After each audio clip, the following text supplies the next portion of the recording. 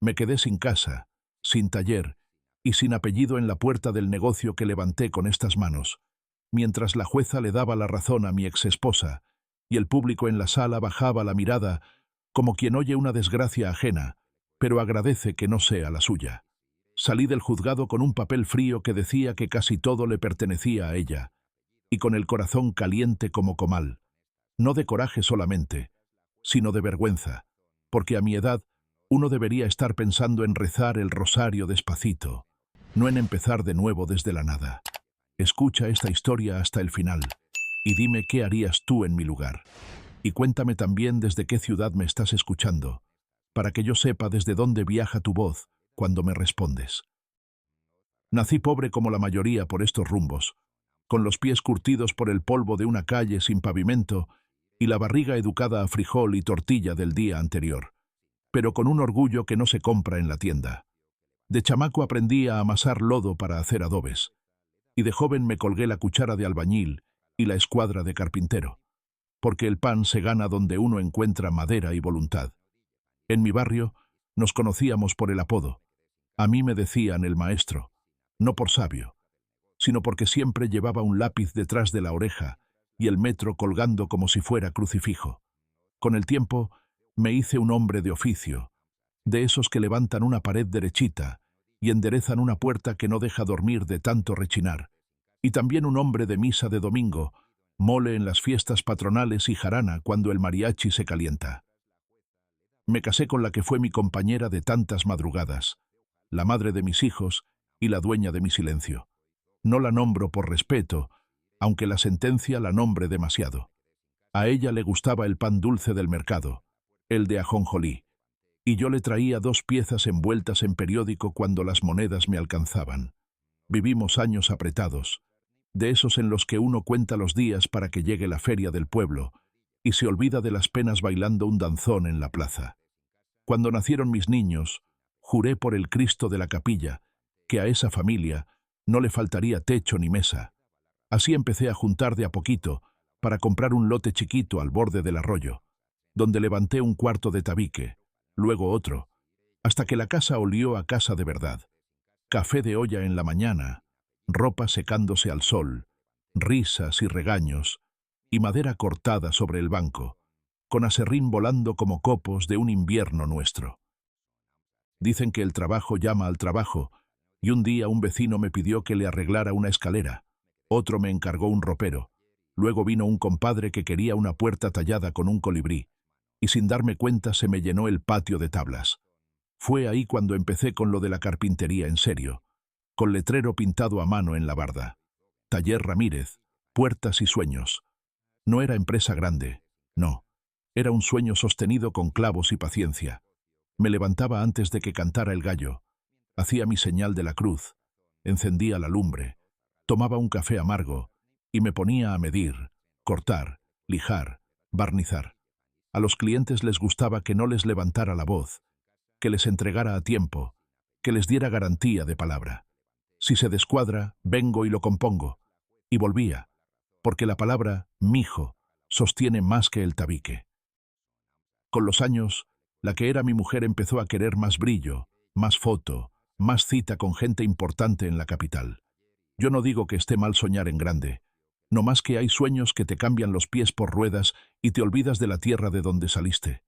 Me metió prisa para formalizar, sacar papeles, abrir cuenta en el banco con logotipo, ir a ferias de artesanos, y yo la seguí, porque el amor también es obedecer cuando uno confía. Las manos mías siguieron siendo manos de obrero, pero me vi aprendiendo a ponerme camisa planchada para reuniones, a hablar de presupuestos con señores que olían a perfume caro y a promesa corta. Ahí supe que la vida no nomás es clavar, sino también cuidar el nombre. Mis hijos crecieron entre triple y catecismo, entre la escuela y el taller, ayudando a barrer el aserrín los sábados, aprendiendo a cuidar la lija como si fuera pan. Yo les enseñé que las esquinas se respetan, que una puerta que cierra suave dice más de uno que 1000 palabras bonitas. No sé en qué momento la mesa se me llenó de silencios. Empezaron los viajes de mi esposa a la capital, los mensajes que llegaban tarde, los reclamos de que yo no entendía el mundo nuevo, que me aferraba a la madera como si fuera rosario. que el dinero grande no estaba en la puerta tallada, sino en otras cosas. Cosas modernas, decía ella. Palabras que a mí me sonaban como viento que anuncia tormenta. Una tarde de lluvia, me puso delante un papel con sellos y me pidió que firmara. «Es para protegernos», dijo. Y yo, que confío más rápido en una mirada que en un discurso, firmé. Otra noche hubo cena con brindis y gentes que no conocía. «Aliados», les decía. Yo me sentía fuera de lugar con mi camisa almidonada y el nudo en la garganta. Di 1000 veces gracias, y otras 1000. Me tragué el orgullo cuando alguien me apretó la mano con condescendencia y me dijo: «Qué inspirador su caso, don Eduardo». Inspirador. Como si yo fuera una anécdota y no un hombre entero. Las grietas no salen de un solo golpe, nacen como las salitres. Primero mancha, luego come, y al final revienta la pintura. Empezaron las discusiones por nada, por el color de un barniz, por el precio de una mesa, por una entrevista que yo no quise dar porque no sé hablar bonito para la cámara. «Te quedaste atrás», me dijo un día, y sentí que me arrancaban el nombre. Luego vino lo del abogado, que para ordenar, que para separar lo personal de lo laboral. Palabras limpias con filo escondido. Yo todavía creía en la casa, en el patio que olía a cedro, en el domingo con caldo de res y bolillo calientito. No vi venir el golpe aunque el martillo estaba en mi mano. El juicio fue como una misa sin Dios. Hablaron de números, mostraron facturas, presentaron testigos que me vieron agresivo, cuando lo único que hice fue pedir respeto. Yo llevaba en el bolsillo la medallita de San José Obrero, y en la lengua el nudo de quien quiere decir la verdad sin convertirla en grito. La jueza escuchó, asentó, escribió. Mi exesposa lloró justo cuando había que llorar. Miró al frente con esa firmeza que antes me enamoró, y yo ya no supe si la reconocía. Las palabras finales cayeron como varilla fría. Repartición, adjudicación, desalojo. La casa, el camión, el taller, casi todo para ella. Para mí, la esquina de un papel donde decía «mínimo indispensable». Salí, como dije, temblando de viejo y de hombre. El aire de la calle olía a gasolina y a tamalero de la esquina. Compré un tamal de rajas, lo mordí sin hambre y sentí que llevaba en la boca el serrín de toda mi vida. Volví caminando hasta la parroquia y me senté en la última banca, donde se sientan los que no quieren ser vistos. Recé despacito, no para que me devolvieran lo perdido, sino para que no se me quebrara el alma antes de llegar a casa. Cuando levanté la mirada, vi pasar a unos chavos con guitarras rumbo a la plaza. Por un segundo, recordé las serenatas de juventud y me sonreí con amargura. La vida sigue, dicen. No te avisa, nomás sigue. Esa noche, en la casa que todavía llevaba mi olor, abrí la ventana del taller y dejé que el viento jugara con un puñado de aserrín que había quedado sobre el banco. El silencio zumbó como mosca. Me hice un café negro y me quedé ahí, parado, mirando las herramientas, tocando la madera como quien despide a un hermano. No lloré, no ese día. También los viejos aprendemos a guardar el río para que no se desborde. Me prometí algo sencillo, no dejarme convertir en fantasma. Uno puede perder un techo, sí, pero si pierde la dignidad, ya no hay pared que lo vuelva a sostener. Al amanecer, me puse mis botas gastadas, esa camisa de cuadros que huele a sol, y salí a barrer la banqueta como cada madrugada desde hace tantísimos años. Los vecinos pasaban, y en su saludo había una mezcla de respeto y compasión que quema. La señora de los tamales me regaló un atole. «Échese fuerza, don Lalo», me dijo, y yo asentí con un gracias que me pesó en la lengua. En ese barrer lento, entre hojas secas y colillas, sentí el corazón acomodarse en su sitio. Ya habría tiempo, me dije, para decidir qué clavo entra y cuál se saca. Por ahora, que el sol salga y me encuentre de pie, porque hay derrotas que solo están prestadas, y a mí, aunque me tiemble un poco el pulso, todavía me queda pulso para medir, marcar y cortar. La primera mañana después del fallo, me fui al mercado como quien busca aire entre puestos de cilantro y voces conocidas, porque cuando uno anda herido, el olor a pan recién horneado y a fruta madura le recuerda que la vida también se cuece aparte de los pleitos. Saludé a don Chema. el del puesto de herramientas usadas, ese que siempre guarda clavos viejos en frascos de café. Me regaló un puñado de tornillos cortos. «Pa' que no se quede sin apretar lo que se tenga que apretar, maestro», dijo con media sonrisa, y yo me los guardé como si fueran reliquias. Compré queso fresco, medio kilo, y tortillas calientes envueltas en una servilleta con flores desteñidas. Me senté a un lado del tianguis a ver cómo la mañana se hacía gente y la gente se hacía ruido. No era escaparme, era aprender a respirar de nuevo sin que cada inhalación supiera a sentencia. Volví al barrio por la calle de los Laureles y encontré a mi compadre Rigoberto sentado en la sombra, ese viejo cartero jubilado que siempre tiene un dicho listo para remendar el día. Me miró a los ojos sin preguntar nada, como hacen los amigos de verdad, y me ofreció un mezcal en vasito de veladora. Lo bebimos sin prisa, mirando el polvo que levantaban las combis al pasar. «A los buenos hombres los prueba el fuego», dijo, y luego agregó, «y a los tercos, el mismo fuego les enseña a templar su hierro». Reí bajito, porque en su terquedad mi compadre me estaba diciendo que no me arrojara al pozo del rencor. Hablamos de tonterías un buen rato, del equipo del pueblo, de la banda que ensaya para la fiesta de San Miguel, de la nueva panadera que hace conchas con rallado grueso, porque hay conversaciones que no curan nada y sin embargo sostienen como una viga bien puesta. Esa tarde me encerré en el taller con la puerta entreabierta, dejé el radio en la estación de boleros y empecé a ordenar lo poco que, según la ley, todavía me pertenecía. Mis lápices, la cuchilla de cepillo que heredé de mi padre, 2 sargentos, una escuadra japonesa que compré cuando todavía íbamos tomados de la mano a las ferias de artesanos.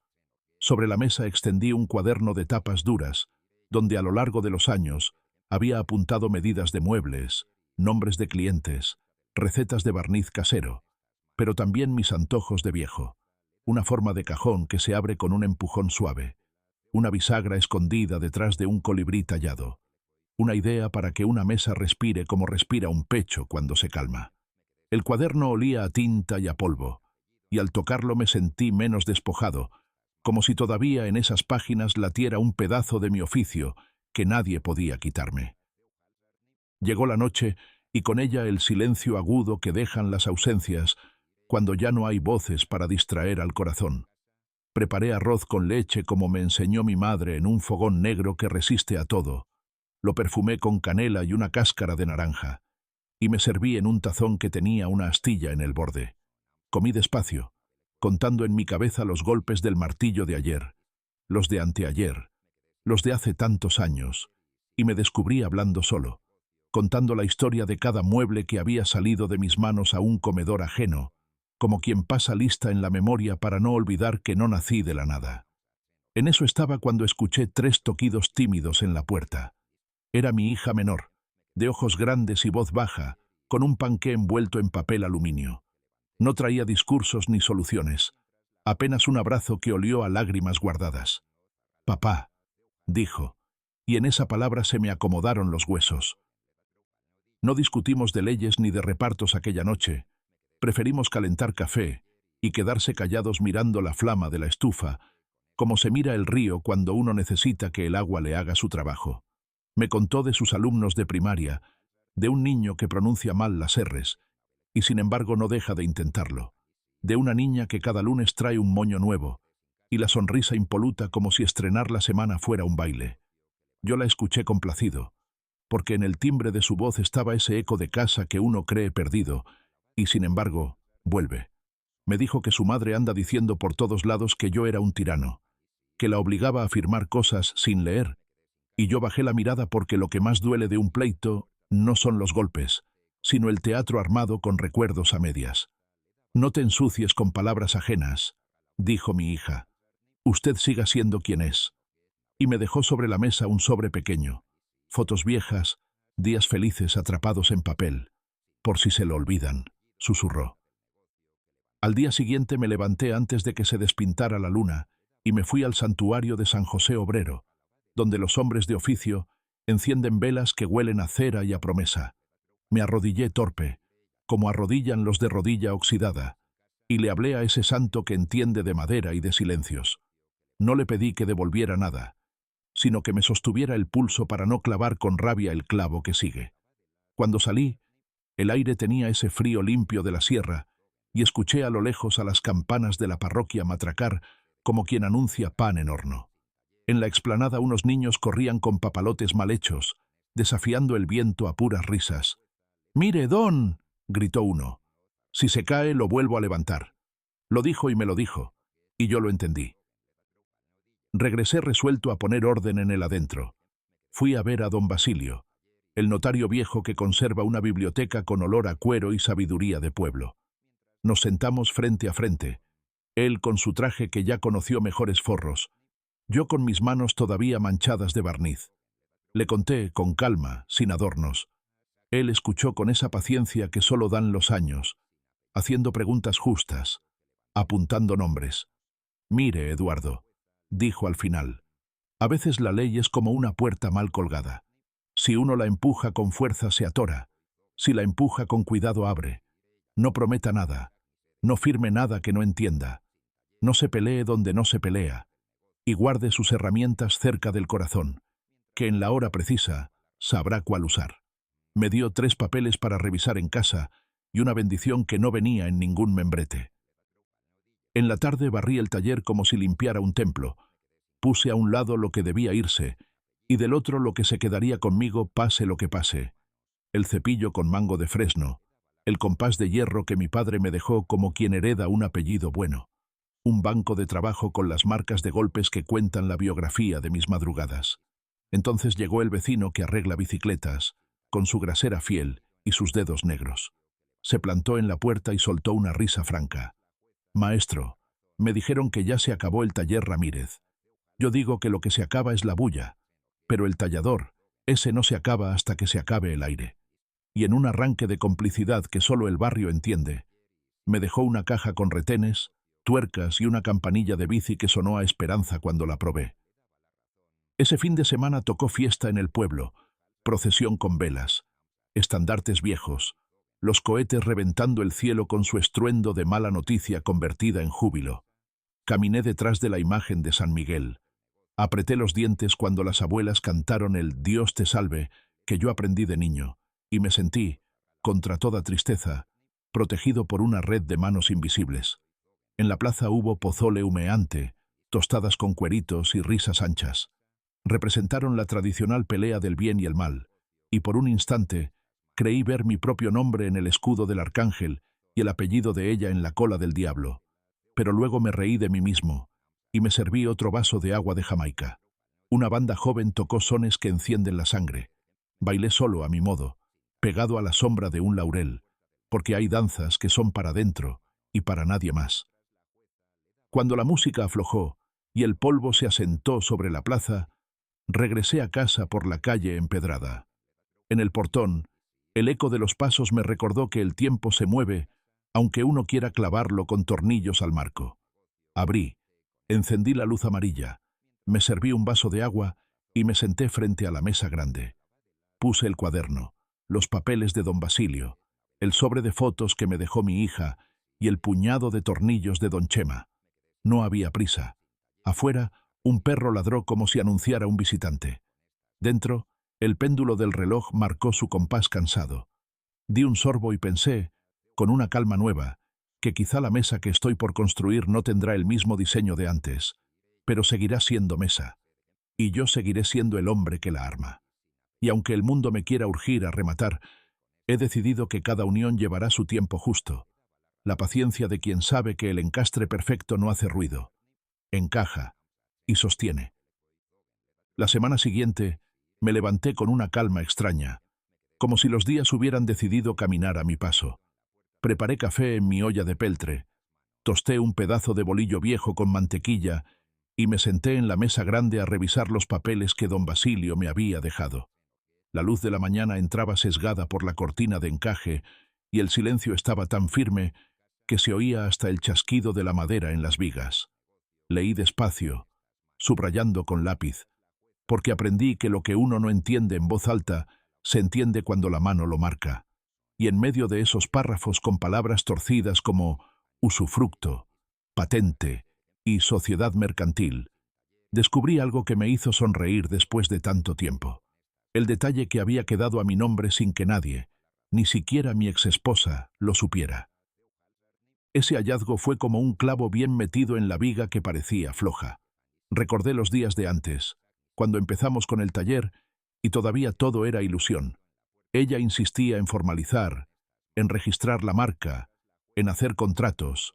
Yo no entendía mucho de oficinas, pero un joven abogado del pueblo me dijo un día: «Don Eduardo, si quiere que esto camine, registre todo con claridad y, si puede, diversifique». Yo, que siempre pensé en asegurar hasta el último clavo, acepté.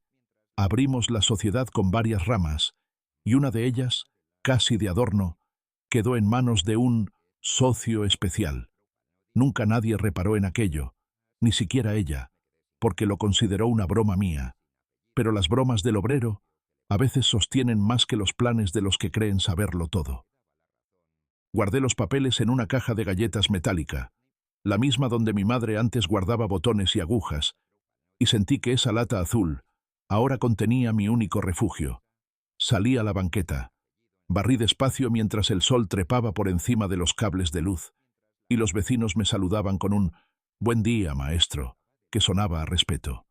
Me detuve a conversar con la señora Margarita, la de las flores, que regaba sus macetas con una paciencia que envidié. Me regaló un manojo de albahaca. «Para que su casa huela a fresco», dijo, y yo lo puse en agua en un vaso cualquiera. Esa sencillez me sostuvo más que cualquier palabra de consuelo. Por la tarde llegaron mis nietos. Los había traído mi hija, casi en secreto, porque sabía que la madre no lo permitiría. Entraron corriendo como antes, directo al taller, y el polvo de sus zapatos fue la bendición que necesitaba el piso. «Abuelo, ¿nos haces un carrito?», gritó el más chico. Me quedé mirándolos con una ternura que dolía, porque sus risas eran igualitas a las que escuché de sus tíos hace tantos años. Les di maderas pequeñas, martillos livianos, clavos romos, y entre todos armamos un juguete torpe pero alegre. Cuando se fueron, uno de ellos me abrazó fuerte y me susurró: «No te pongas triste, abuelo. Nosotros sabemos quién sos». Me quedé parado en la puerta hasta que se perdieron en la esquina, con la certeza de que, aunque el mundo me diera la espalda, todavía tenía semillas que podían crecer derechas. Esa noche, al acostarme, pensé en todo lo que había perdido, pero también en lo que me quedaba. El recuerdo de mis manos en cada ladrillo de la casa, el eco de las risas en los almuerzos de domingo, el olor del aserrín en las madrugadas, la fe que me sostenía en los momentos más duros. Y ahora, ese pequeño secreto escondido en los papeles, esa parte que nadie sospechaba y que podía ser la llave de mi futuro. No dormí mucho, pero al amanecer me encontré más sereno, porque aunque me hubieran querido reducir a la nada, todavía me quedaba la dignidad, y una carta guardada bajo la manga que no tardaría en mostrar su valor. Pasaron unos días en los que procuré no dejarme arrastrar por la tristeza. Salía temprano a caminar por el barrio, saludaba a los viejos amigos en la panadería, me detenía a escuchar a los muchachos que ensayaban corridos en la esquina, y luego volvía al taller a darle forma a lo poco que quedaba. Era como curar una herida con paciencia, con alcohol que arde y vendaje apretado, sabiendo que tardará pero sanará. En el banco de trabajo empecé a tallar una cruz de madera de cedro, no para venderla, sino para mí, para recordarme que aunque la vida me hubiera puesto de rodillas en el juzgado, todavía podía levantarme con el pulso firme. Una tarde llegó al taller mi compadre Raúl, el herrero. Venía con las manos negras de hollín y la voz áspera de tanto humo. Me miró fijo y soltó sin rodeos: «Eduardo, en el pueblo se dice de todo, que te quedaste sin nada, que tu ex se quedó con el taller, que ya no vas a trabajar». Yo les contesté que no conocen al hombre que yo conozco. Al maestro no lo tumba ni un juicio ni 100. Me abrazó fuerte, de esos abrazos que te sostienen el esqueleto, y me dejó sobre la mesa una llave inglesa vieja, oxidada, pero aún firme, para que no se te olvide que las herramientas duran más que las traiciones. Aquella noche, al cenar un plato de frijoles con chile verde y tortillas calientitas que compré en la tortillería de la esquina, volví a abrir la caja metálica con los papeles. Los revisé una y otra vez, como quien acaricia un tesoro escondido. Y ahí estaba, claro como el agua. la sociedad que registramos años atrás, aquella en la que, por una ocurrencia mía, el único socio mayoritario había quedado inscrito bajo un nombre peculiar, el de un perro que me acompañó durante años y que murió viejo en el patio. Nadie lo tomó en serio entonces, ni siquiera mi exesposa, que firmó los papeles con prisa sin imaginar la importancia que tendrían después. Esa broma mía seguía viva en letras de notario y con ella, un activo que podía cambiarlo todo. El recuerdo de ese perro, fiel como ningún humano, me sacó una sonrisa entre lágrimas. Le habíamos puesto de nombre Capitán, y era mi sombra en las largas jornadas de trabajo. Él vigilaba la obra mientras yo ponía ladrillos, ladraba a cualquiera que se acercara demasiado a las tablas y me acompañaba en los silencios de la noche cuando me quedaba lijando hasta tarde. Pensar que aquel animal noble era ahora en el papel frío de la ley, el dueño de algo tan grande, me pareció una ironía que solo la vida sabe tejer. Al día siguiente me acerqué otra vez a don Basilio, el notario, y le mostré lo que había encontrado. El viejo levantó las cejas y soltó un silbido bajo. «Eduardo, aquí hay más de lo que parece. Esto que tienes en las manos es una llave, y la cerradura aún no la han visto los demás. Úsala con calma. No corras, que los pasos firmes son los que dejan huella». Me recomendó paciencia. Me explicó que los juicios pueden quitar paredes y muebles, pero lo que no está escrito en la repartición no se lo lleva nadie. Salí de su oficina con el corazón encendido, porque comprendí que no todo estaba perdido. Esa tarde, mientras el sol se ocultaba detrás de los cerros y las campanas llamaban al rosario, me senté en el patio con un mate improvisado de hierbas que me regaló doña Margarita, y pensé que la vida, como la carpintería, siempre deja nudos ocultos en la madera. Algunos los cortan, otros los disimulan, pero a veces esos nudos son lo que le da fuerza a la pieza. Yo tenía el mío guardado en una caja de galletas, y aunque aún no era momento de mostrarlo, sabía que tarde o temprano ese nudo sería mi sostén y mi revancha. Los días empezaron a volverse una rutina silenciosa, casi como si el barrio respirara conmigo, lento y pesado. Yo seguía barriendo la banqueta cada mañana, saludando a los vecinos que pasaban rumbo al trabajo, recibiendo el ánimo don Eduardo de los muchachos que se detenían a comprar refrescos en la tiendita de la esquina. A veces me daban ganas de gritar que no estaba vencido, que no era cierto que me habían dejado en la miseria, pero me guardaba las palabras porque había aprendido que el tiempo es mejor testigo que cualquier grito desesperado. Mientras tanto, el taller olía a cedro y a polvo, aunque estuviera casi vacío, y yo me aferraba a ese olor como quien se aferra al recuerdo de un ser querido. Una mañana de domingo, después de misa, me encontré con la jueza en la plaza. Ella estaba comprando tamales en el puesto de don Panchito, y por un instante pensé en reclamarle su fallo, pero me contuve. En lugar de eso, me acerqué. La saludé con respeto, y le pedí la bendición para mi cruz de cedro, como si nada hubiera pasado. Se sorprendió, claro, pero aceptó. «Usted es un hombre entero, don Eduardo», murmuró, y yo seguí mi camino con la certeza de que, aunque me hubieran tratado como un número en el expediente, todavía tenía mi dignidad intacta. Mis nietos volvieron una tarde cualquiera, con la complicidad de mi hija. Traían pan dulce y jugo de naranja en bolsitas con popote, como si fuera una fiesta improvisada. Jugamos lotería en la mesa grande con frijoles como fichas, y por un rato se me olvidó todo. Cuando el más chico ganó, me pidió que le regalara la cruz de madera que estaba tallando, para ponerla junto a mi cama, abuelo, para que me cuide. Se la di sin pensarlo, y al verla en sus manos sentí que mi oficio todavía servía para dar protección, aunque yo mismo anduviera buscando refugio. Pero no todo era consuelo. Mi exesposa había empezado a jactarse en el pueblo de su victoria. «Al pobre viejo lo dejé en los huesos», decía en la carnicería, y sus palabras llegaban a mis oídos como clavos mal martillados que nunca dejan de doler. Los vecinos, con la discreción que da la compasión, evitaban repetirlo, pero uno siempre se entera. No era el dinero lo que más me hería, sino ese desprecio público, esa manera de pintarme como un hombre acabado. Yo sabía que guardaba un secreto que podía darle vuelta a la historia, pero todavía no era el momento de mostrarlo. Entonces me refugié en el trabajo voluntario. Un amigo me invitó a ayudar en el comedor comunitario que organiza la parroquia. Los lunes y jueves servíamos sopa caliente a los niños del barrio y a los viejos que no tenían familia. Me puse el delantal, corté pan, lavé platos y conté chistes malos para arrancar sonrisas. Allí descubrí que todavía tenía algo que dar, que mis manos no solo servían para cortar tablas, sino también para sostener cucharas y acariciar cabezas despeinadas. Una niña de trenzas largas me abrazó un día y me dijo: «Don Eduardo, ojalá usted fuera mi abuelo». Casi me quiebro ahí mismo, porque entendí que a veces la sangre traiciona, pero la vida regala familia en los lugares menos pensados. Cada noche, al regresar del comedor, abría la caja de galletas y repasaba los papeles a la luz de una lámpara vieja. Tocaba el nombre de aquel perro, Capitán, escrito en tinta legal, y me parecía escuchar sus patas corriendo por el patio otra vez. Ese nombre no era solo un recuerdo, era mi ancla, mi fuerza oculta, la prueba de que, aunque todos creyeran que estaba acabado, la verdadera pieza maestra seguía intacta, esperando su momento para sostenerme como la mejor de las vigas.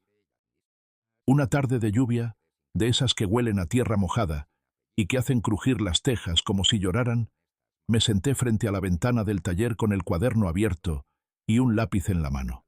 No escribía planos ni medidas, escribía pensamientos.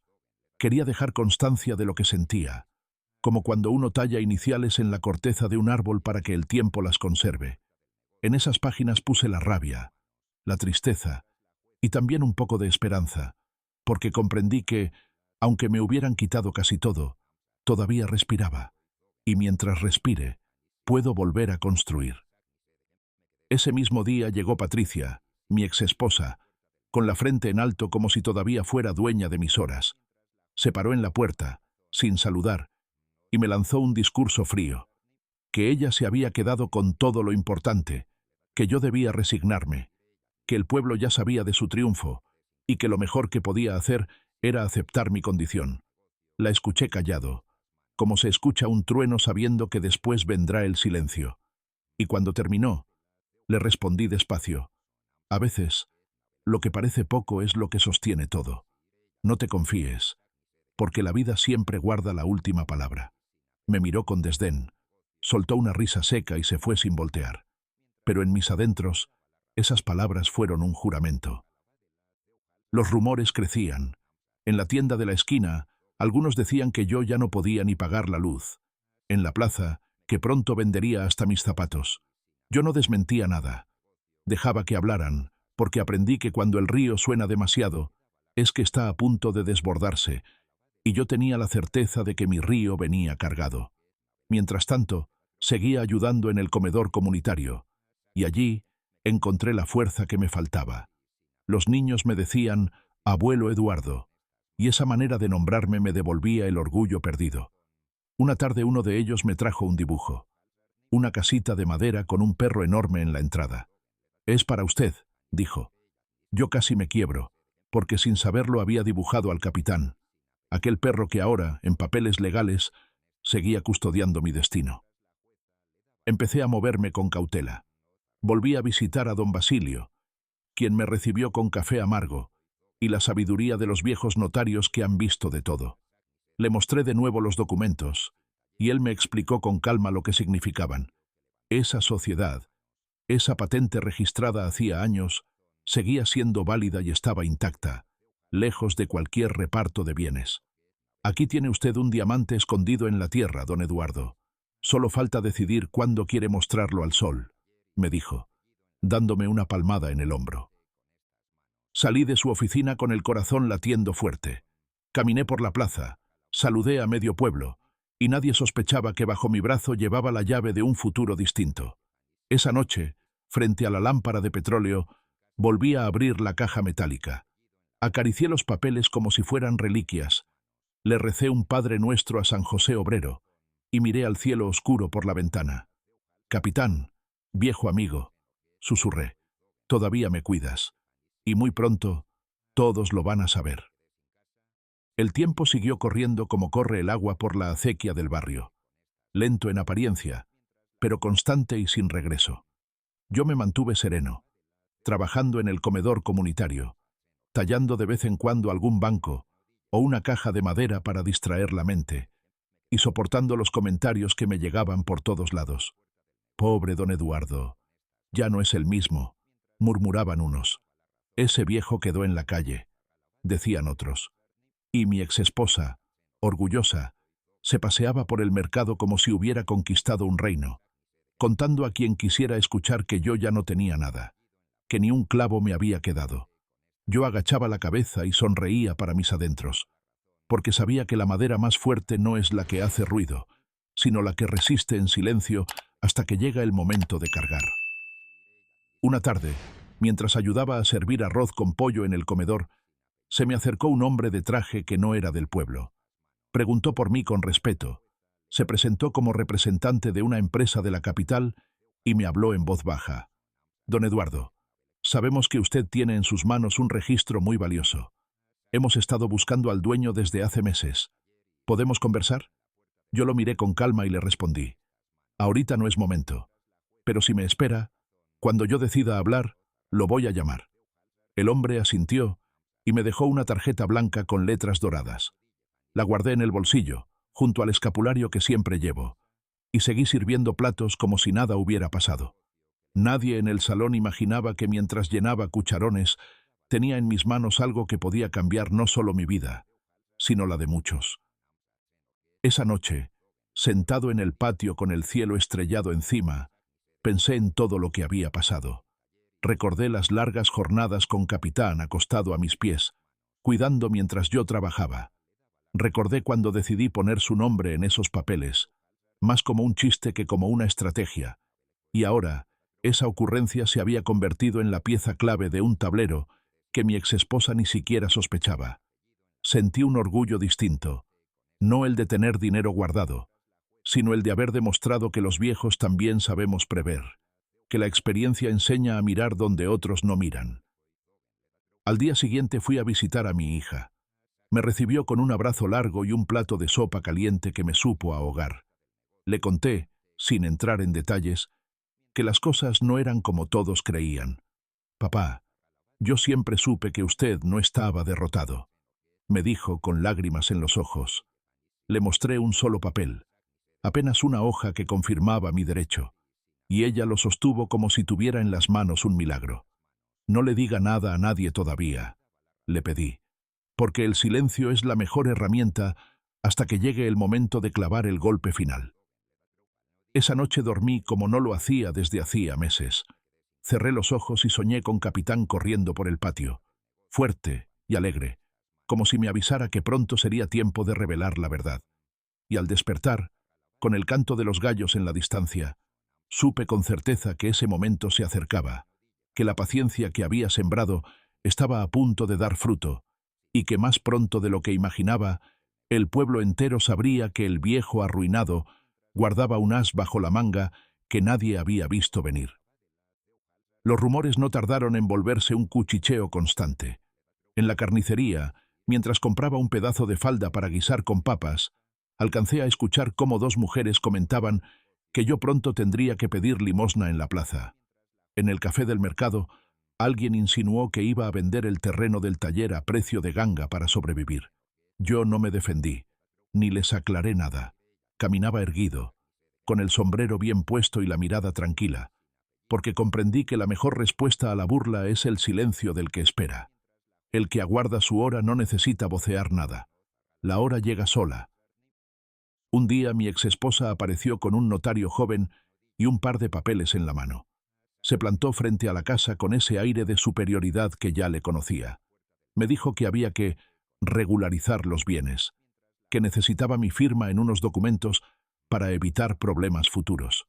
Yo la miré fijo, y sin levantar la voz le respondí: «Lo que tenía que firmar, ya lo firmé hace años, y lo que nunca firmaré, no lo pidas, porque te vas a encontrar con un muro más fuerte que cualquier ladrillo que puse en mi vida». El notario bajó la mirada, incómodo, y ella soltó una risa sarcástica antes de darse la vuelta. No sabía, pobre, que las piezas más importantes del juego ya no estaban en su tablero. Esa misma tarde fui a visitar la tumba de mis padres en el panteón del barrio. Me llevé un ramo de gladiolas rojas y me senté en la banquita de cemento a contarles todo como cuando era niño y les hablaba de mis travesuras. Madre, padre, no se preocupen, les dije, aunque parezca que me dejaron vacío. Aquí adentro todavía late fuerza. Me quisieron enterrar en vida, pero yo voy a salir de pie.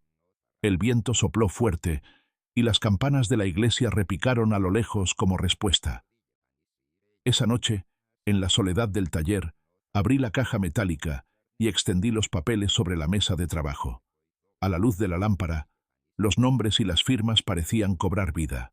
Toqué con los dedos la línea donde estaba escrito el de capitán y sentí un calor extraño en el pecho. Ese perro, que me acompañó en tantas jornadas, seguía siendo mi guardián incluso desde el otro lado del tiempo. No te preocupes, amigo, susurré. Cuando llegue el momento, vos y yo le vamos a enseñar a todos de qué estamos hechos. Mientras tanto, en el pueblo las habladurías crecían. Algunos decían que yo me iba a mudar con una hermana lejana, otros que me habían visto pedir prestado. Me crucé con mi compadre Rigoberto en la esquina y me guiñó un ojo. Maestro, déjelos hablar. El árbol más fuerte es el que aguanta que lo picoteen los pájaros sin caerse. Usted está más firme de lo que creen. Y en ese instante entendí que mi secreto era como una semilla enterrada. Nadie la ve. Todos piensan que no existe, pero cuando reviente la tierra, nadie podrá ignorarla. Me fui a dormir con esa imagen en la cabeza, la semilla creciendo bajo la tierra oscura, en silencio, hasta que un día asoma verde y poderosa, y supe que ya faltaba poco para que la mía brotara ante los ojos de todos. La noticia de que yo estaba acabado corría como pólvora, y hasta los niños en la calle lo repetían sin malicia, como si fuera un juego más. Ahí va el maestro que perdió todo, decían, y corrían detrás de la pelota sin saber cuánto podía doler esa frase. Yo me mordía la lengua y seguía caminando con la frente alta, porque sabía que desmentirlos era inútil. Tarde o temprano, la verdad se encargaría de borrar esas palabras. Una tarde calurosa, mientras arreglaba una silla coja en el patio, apareció mi exesposa acompañada de su hermano. Traían esa mirada de quien se cree dueño del terreno ajeno, y sin rodeos me soltaron que planeaban vender lo que quedaba del taller. «Mira, Eduardo, es lo mejor», dijo ella. «Tú ya no tienes fuerzas, y nosotros necesitamos liquidez. Firma y así todos quedamos tranquilos». Yo apoyé el martillo sobre la mesa. Los miré despacio y les contesté. «Tranquilos van a quedar, sí, pero no como piensan. El que firma soy yo, y yo no firmo nada que no me haga dormir en paz. Retírense, que esta casa todavía me reconoce como su dueño». Se fueron molestos, mascullando amenazas, pero por dentro yo sonreía, porque el terreno bajo sus pies no era tan firme como ellos creían. Ese mismo día fui al comedor comunitario. Mientras servía sopa a los ancianos, sentí que mis manos, aunque cansadas, todavía tenían propósito. Un viejo campesino me tomó del brazo y me dijo: «Usted tiene cara de hombre que carga un secreto. No lo suelte hasta que el tiempo le diga». Y esas palabras, venidas de alguien que ni conocía mi historia, me hicieron pensar que quizás el destino habla a través de bocas humildes. Al regresar a casa, encendí una veladora frente a la foto de Capitán, mi perro fiel. Lo miré largo rato y recordé cómo me seguía en las obras, cómo se echaba a mi lado cuando yo descansaba un momento en medio del polvo y el ruido. «Viejo amigo», le dije en voz baja, «todavía estás cuidando lo nuestro. No te preocupes, tu nombre va a brillar cuando menos lo esperen». Y me persigné como quien hace un pacto con la memoria. Los días siguientes llegaron cartas y llamadas de supuestos interesados en comprar lo que me quedaba. Yo no respondía a ninguna. Guardaba silencio y seguía con mi rutina. Misa en las mañanas, comida sencilla a mediodía, tardes en el taller. Mientras todos creían que me estaba apagando, yo iba acumulando calma, como quien afila despacio el filo de una navaja para un corte preciso. Una noche, mientras el barrio dormía, abrí otra vez la caja metálica y extendí los papeles sobre la mesa. A la luz temblorosa de la vela, releí cada línea. Ahí estaba todo: la sociedad intacta, la patente que nadie más reclamaba, la firma que hablaba del perro que alguna vez corrió por mi patio. Ese nombre escrito en tinta era mi escudo, mi arma y mi herencia. Cerré la caja, la guardé bajo la cama y me dije a mí mismo, ya falta poco. Cuando decida levantarme, nadie va a poder volver a llamarme derrotado. Esa certeza me arrulló mejor que cualquier canción, y por primera vez en mucho tiempo, dormí como un niño sin culpas, con la sensación de que el amanecer traería consigo un aire distinto. El amanecer que cambió todo llegó sin anunciarse. El pueblo seguía su rutina, los niños con sus mochilas al hombro, las señoras en el mercado, los hombres rumbo a la obra. Pero en mi mesa, sobre el cuaderno y la taza de café humeante, estaban los papeles que, después de tantos meses guardados, decidí mostrar. Llamé al abogado de la capital, ese que había dejado su tarjeta en el comedor, y le pedí que viniera. Llegó en una camioneta elegante, traje impecable, pero con una humildad que me dio confianza. Revisó todo con calma, me explicó los pasos y me aseguró que lo que guardaba en mi caja de galletas era oro puro, un activo que podía sostener no solo a mí, sino a cualquiera que lo supiera manejar. Mientras tanto, en el pueblo, mi exesposa celebraba que pronto vendería el taller y que la historia ya estaba cerrada. Invitó a familiares, hablaba en voz alta en la carnicería y hasta en la iglesia daba gracias por haber ganado. Pero esa misma tarde, los notarios la llamaron para informarle que la patente principal, el corazón de la empresa que con tanto orgullo mostraba, no estaba a su nombre. No estaba tampoco al mío directamente, sino registrado años atrás en la sociedad cuyo dueño legal era ese socio peculiar. Capitán, mi perro. Ella no entendía nada, preguntaba indignada, gritaba que era un error, pero no había error posible. La ley reconocía ese registro, y a mí como único administrador. La noticia corrió como fuego entre la gente. De repente, el viejo derrotado era el hombre que había tenido la visión de resguardar lo más valioso. El mismo que soportó burlas y desprecios en silencio mientras esperaba el momento justo. Yo no fui al mercado ese día. Preferí sentarme en el taller, con las puertas abiertas, dejando que el olor a madera fresca inundara la calle. Mis vecinos comenzaron a llegar uno a uno, algunos con vergüenza por haber repetido chismes, otros con respeto genuino. «Maestro, usted nos dio una lección», me dijeron. Yo sonreí con serenidad, sin triunfos ruidosos, porque entendí que la verdadera victoria no era el dinero ni la patente, sino recuperar la dignidad que me habían querido arrebatar. Al anochecer encendí una vela frente a la foto de Capitán y le agradecí. Ese perro que en vida me acompañó en las jornadas más duras, en la ley seguía siendo mi guardián, el socio que me salvó cuando nadie lo esperaba. Pensé en mis nietos, en cómo algún día entenderán que lo que sostiene a un hombre no son los bienes, sino la astucia y la fe. Y pensé también en el pueblo, que ahora me miraba distinto, no como a un derrotado, sino como a alguien que supo esperar. Hoy, al contarte esto, siento que he cerrado un círculo. Me quitaron mucho, sí, pero no lograron arrancarme lo esencial: la paciencia, la visión y el orgullo de haber trabajado siempre con mis propias manos. Porque a veces la justicia tarda, pero llega por caminos insospechados, hasta en el nombre de un perro escrito en tinta. Y ahora me pregunto algo que me acompaña en las noches tranquilas. ¿Qué es más valioso en la vida? ¿Cuidar lo que se ve o proteger con sabiduría lo que nadie imagina que puede salvarnos?